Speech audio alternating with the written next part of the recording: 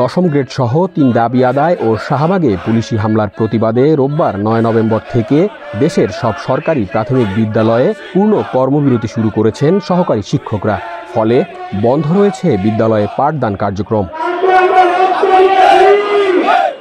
রোববার দেশের বিভিন্ন জায়গা থেকে শিক্ষকরা রাজধানীর কেন্দ্রীয় শহীদ মিনারে এসে জড়ো হন। তারপর সেখানেই সবাই লাগাতার অবস্থান কর্মসূচি পালন করতে শুরু করেন। দশম গ্রেড দাবি আদায় সহ ৩ দফা দাবিতে আমরা কেন্দ্রীয় শহীদ মিনারে অবস্থান ধর্মঘটে অংশগ্রহণ করেছি। আমরা আমাদের দাবি আদায় না হওয়া পর্যন্ত এই শহীদ মিনারে অবস্থান করব।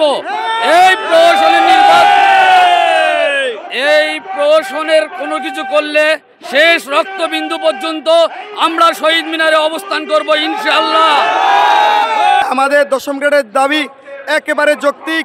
আপনি দেখেন, একজন সহকারী শিক্ষক এন্ট্রি লেভেল, তার নিয়োগ যোগ্যতা হচ্ছে স্নাতক 2য় বিভাগ, অথচ সমযোগ্যতায় বাংলাদেশের বিভিন্ন ডিপার্টমেন্টে আমরা নার্স বলেন, কৃষি সুপারভাইজার বলেন, আমাদের প্রাথমিক বিদ্যালয়ে পরীক্ষণ বিদ্যালয়ের শিক্ষক বলেন, মাধ্যমিকের মাধ্যমিক সহকারী শিক্ষক বলেন, ইউনিয়ন পরিষদ সচিব বলেন, সাব ইন্সপেক্টর বলেন, সবাই সেকেন্ড ক্লাস স্নাতক ডিগ্রি, কিন্তু তারা পাচ্ছেন দশম গ্রেড। অথচ আমরা শিক্ষক, আমাদেরকে দশম গ্রেড দেওয়া হচ্ছে না, আমাদেরকে 13তম দেওয়া হচ্ছে। এটা আমাদের চরম বৈষম্য। আমরা মনে করি আমাদের দাবি সম্পূর্ণ যৌক্তিক, কারণ আমাদের সহ ডিপার্টমেন্টে যদি সেকেন্ড ক্লাস স্নাতক ডিগ্রি নিয়ে তারা দশম গ্রেড পায়, পিটিআই সংলগ্ন শিক্ষকরা, আমরা কেন পাবো না? আমাদের প্রতি অন্যায়, অবিচার, আমাদের অধিকার থেকে আমাদের বঞ্চিত করা হয়েছে। শনিবার দাবি আদায়ে শিক্ষকরা ব্যারিকেড ভেঙে যমুনা অভিমুখে যাত্রা শুরু করলে শাহবাগে তাদের লাঠিপেটা সহ জলকামান ও সাউন্ড গ্রেনেড ছুড়ে ছত্রভঙ্গ করে পুলিশ। এ সময় আহত হন শতাধিক শিক্ষক। যে রক্ত ঝরেছে তার হিসাব আমার দেশকে দিতে হবে, সরকার বাহাদুরকে দিতে হবে। নোবেল বিজয়ী সরকার ডক্টর ইউনূসের সরকার। আমরা ভেবেছিলাম সেই জুলাইয়ের 36 জুলাইয়ের পর আমরা বৈষম্যহীন একটা দেশে আসব, আমাদেরও বেতন বৈষম্য দূর হবে। আমরা আশায় বুক বেঁধেছিলাম, কিন্তু আমাদের আশাকে ধূলিসাৎ করে দিয়ে গতকাল অযাচিতভাবে বিনা দোষে শাহবাগে যে রক্ত ঝরেছে, টিয়ার সেল মেরেছে, জলকামান মেরেছে, এগুলি কি আদৌ যৌক্তিক? আমরাই কলম দিয়ে লেখাপড়া শিখিয়ে ওনাদেরকে ওখানে নিয়ে এসেছি, আমরাই কলম দিয়ে লেখাপড়া শিখিয়ে আজ সচিব বানিয়েছি, আমরাই শিক্ষা দিয়ে এই বড় বড় নীতি নির্ধারকদেরকে তৈরি করেছি। তাহলে কেন আজকে আমাদের চোখের জল, গায়ের রক্তে রাজপথ রঞ্জিত হবে?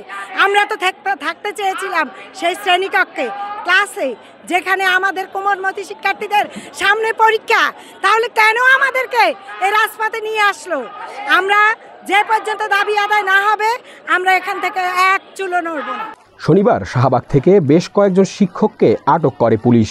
কয়েক দফা চেষ্টার পর 9 নভেম্বর দুপুরে আটককৃতদের ছাড়িয়ে আনতে সক্ষম হন শিক্ষকরা। গ্রেপ্তার করছিল মোট 4-5 জনকে, তার মধ্যে একজন নারী শিক্ষক ছিল।